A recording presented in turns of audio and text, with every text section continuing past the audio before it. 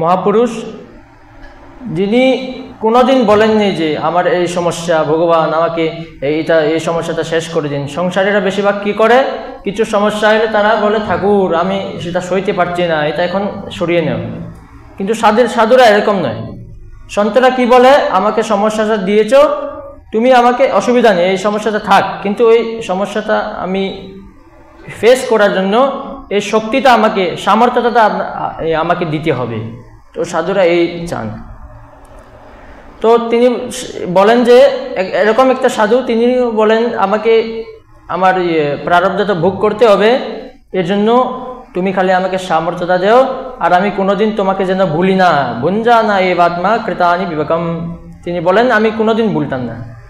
তো আচ্ছা, এই ঘটনাটা এলো বৃন্দাবনের, ব্রজমণ্ডলের।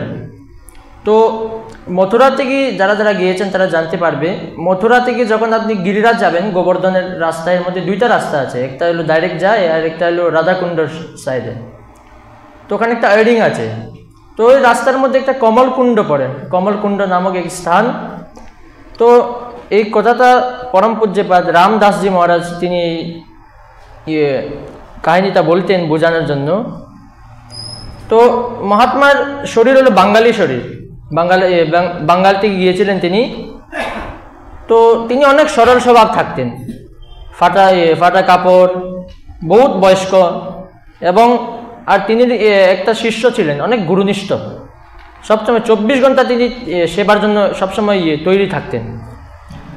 তো গুরু কি করতো, সবসময় মালা নিত, ওই মহাপুরুষটা নামটা অজ্ঞাত, এর জন্য নামটা নেই। তো সবসময় মালা সহ। কিন্তু একদিন কি হলো, একটা রোগ ধরে নিল। ওই রোগের নাম বলে কণ্ঠমাল বলে, যে গলার উপরে কি ফোড়া মতো বড় হয়ে যায়, একটা লিকুইড বাইরে ওখান থেকে। তো মহাত্মা তখন তো সময়ে ওষুধ অত ছিল, কিন্তু তবুও তিনি ওইগুলো থেকে দূরে থাকতেন না, ওষুধ কিছু পাওয়া যেত না। তখন তিনি যে শিষ্যতা অনেক দুঃখ থাকতো। তো তিনি বলতেন যে আপনি কেন ওষুধ কিছু জড়িবটি এগুলো কেন লাগান না। তো তিনি বলতেন থাক, এটা আমি নিজের কর্মের জন্য এগুলো হচ্ছে, তো খুব এগুলো কত সময় থাকবে, কর্মের প্রারব্ধ যখন হয়ে যাবে তখন চলে যাবে নিজে নিজে। একদিন কি হলো, একদিন এটা অসহায় সমস্যা হয়ে গেল, তখন ভক্তটা তো সই করতে পারছে না। তো ওই কমলকুণ্ডের যে কুণ্ডটা আছে ওখানে বসে তিনি কাঁদছিলেন, বলে ঠাকুর আমার গুরুদেবকে অত কষ্ট কেন, যিনি ছোটোবেলার থেকে সব কিছু ছেড়ে বয়স হয়নি ততক্ষণ বৃন্দাবনে বাস করেছে, ব্রজমণ্ডলে বাস করেছে, কেন এখন আপনি ওই অন্তিমকালে মানে অনেক বয়স যখন হয়ে গেছে তখন কেন এই রোগগুলো দিয়েছেন। তো হঠাৎ দেখলো দুইটা ছেলে, বেশি জোয়ান ছেলে দুইটা হেঁটে যাচ্ছে ওখান থেকে, গরু হাঁটাচ্ছিল। একটা হলো শ্যাম বর্ণ, একটা হলো গৌর বর্ণ। মহাপুরুষরা বলে ওইটা স্বয়ং কৃষ্ণ আর বলরাম যাচ্ছিল। তো দেখলো যে কাঁদছিল, এ বাবা কেন কাঁদছো তুমি। তো তখন ওই ভক্তটা বলল, কি করতাম তোমাকে যদি আমি আমার দুঃখটা বলি তুমি কি ঠিক করতে পারবে নাকি। তো বললো হ্যাঁ আমি সব ঠিক করতে পারবো, বলো তুমি।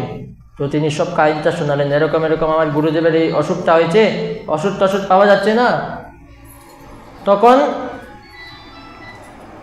ওষুধ কিছু পাওয়া যাচ্ছে না।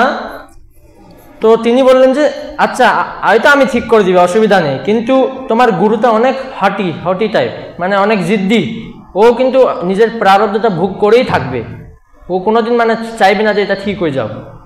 তো শিষ্যটা বললো না যেমনি তেমনি হোক ওইটা আমার গুরুদেবকে ঠিক করে দিন। তো হঠাৎ ভগবান এক লীলা করলেন, ওখান থেকে একটা গাছ তুলে, একটা ছোটো একটা চারা তুলে বলে যাও এটা দিয়ে জলের মধ্যে মিশিয়ে একটা মিশ্রণ করলে ওখানে লাগিয়ে দিও, ঠিক হয়ে যাবে। তো মহাত্মা যখন নিদ্রার মধ্যে গেলেন, তার শিষ্য রাত্রেবেলা চুপচাপ এটা লাগিয়ে দেয় মালিশ করার সময়। তো তার পরের দিন সকালে দেখে যে ও মা কিছু নাই ওখানে, কিছু মানে কি বলবো, কিছু সাইনও নাই ওখানে যে মানে এটা কিছু ছিল ওখানে গোলার মধ্যে। তো মহাত্মা যেমন সকালে উঠে দেখলো যেমন কিছু অমূল্য বস্তু যেমন হেরে ফেলছে, এরকম বলছে ও মা আমার কণ্ঠিমালাটা কোথায়, আমার যে রামজি যে আমাকে কণ্ঠটা দিয়েছেন ওটা কোথায় গেল।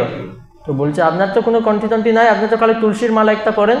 আরে ওইটা নয়, আমার যে কালকে ওই কি বলে ওই অসুখটা হয়েছিল ওইটা কোথায়, তো সত্য আমাকে বলো। তখন শিষ্যটা বলে যে এরকম কালকে এই দুইটা ছেলে এসেছিল। তো এরপরে তিনি অনেক খারাপ পান। তিনি বললেন যে কেন করলে এটা তুমি, তোমার মতো অজ্ঞানী শিষ্য, তোমার জন্য আমার আবার এক জন্ম নিতে হবে, আমি কর্মটা ভোগ করলাম না, আবার আমার মনুষ্য জন্ম নিয়ে আমার এই কর্মটা ভোগ করতে হবে। তো তুমি এখন প্রায়শ্চিত এখানে কিচ্ছু নাই, তুমি এখান থেকে ছেড়ে চলে যাও। তো ওই শিষ্যটা বললো আমি তো এরকম থাকতে পারবো না, আপনি আমাকে যে আমাকে শাস্তি দেন, কিন্তু আমি আপনার থেকে আমাকে দূর করেন না। তো তিনি বলেন যে আমাকে ক্ষমা করে দিন, আমি পারবো না, কিছু প্রায়শ্চিত দিন আমাকে, আমি জীবনে কিছু করে নিব। তো তখন গুরুদেব বলেন আমাকে ওই যে ফোড়াটা ছিল ওইটা আবার ফেরত এনে দেও। এখন তো কিছু করতে পারছেন না, আবার কমলকুণ্ডের মধ্যে কাঁদছিল তিনি, ভগবানকে বললো এখন কি করব ঠাকুর, এমনি তো আমি মরে গেলেই ভালো এই দুঃখ না পেয়ে। তখন আবার ওই দুইটা ছেলে এলো, তখন দিল এ বাবা আজকে আবার কেন কাঁদতেছ আপনি? তো তখন তিনি বললেন যে এরকম এরকম ওর বাবাজি আমার গুরুদেব এরকম এরকম। তো ভগবান বললেন আমি তো বলেছিলাম কালকে তোমার গুরু অনেক জিদ্দি, তোমার হাঁটি টাইপের গুরু, তোমার তো মানবেই না, নেও আরেকটা ওষুধ দিলাম, এটা লাগিয়ে দিও, কালকে সকাল আবার এটা এসে যাবে। ভগবানের কেমন লীলা। তো ওইটা নিল, লাগিয়ে দিল, এরপরে তার পরের দিন আবার দেখি ওই এবার এসে যায়। তো তিনি বললেন যে 3 মাসের আমার কর্মফল আমি ভোগ করে নিয়েছি, আরও 3 মাস আছে, ওইটার পরে আমি করে নিব, তখন এটা নিজে নিজে চলে যাবে। তো দেখলো যে ঠিক 3 মাসের পরে আবার নিজে নিজে চলে যায়, এখন আমি আর জন্ম গ্রহণ করতে হবে না এই ধরাধামে। তো আজকের থেকে আমরা এই চরিত্র যে করলাম, নামটা তো অজ্ঞাত, এর জন্য নাম নেই, তো নাম জাপক সন্ত বলতে পারবো, তিনি বাঙালি শরীর ছিলেন। তো আমরা এখান থেকে এই শিখতে পাই যে কর্মফল যতক্ষণ আমরা ভোগ করি না এই জন্মে, আর যদি কিছু কর্মফল প্রারব্ধ যদি শেষ হয়ে যায় তখন আমাদের বারবার এখানে জন্ম নিতে হয়। এর জন্য কোনোদিন যদি আমাদের কষ্ট পাচ্ছি, এই সে করছি, তখন মনে করবেন না যে ঠাকুর আমাদেরকে ভালোবাসে না, আমাদেরকে এই দিচ্ছে সেই দিচ্ছে, আমাদেরকে অসুখ, কিন্তু নিজের কর্মে যে আগে করেছেন ওগুলো কোনোদিন ভেবে দেখবেন যে আজকে আমার এই অসুখ, সেই অসুখ, ওখানে ভেবে দেখবেন যে আগে আমি যেগুলো কিছু করেছি।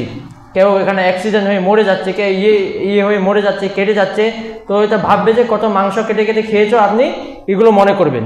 তো আজকে চরিত্র থেকে আমরা এই শিক্ষা পাই, কর্ম ভালো করতে হয় আর কর্মের ফল সবার ভোগ করতে হয়, প্রারব্ধ থেকে কেউ বাঁচতে পারে না। হরিশ।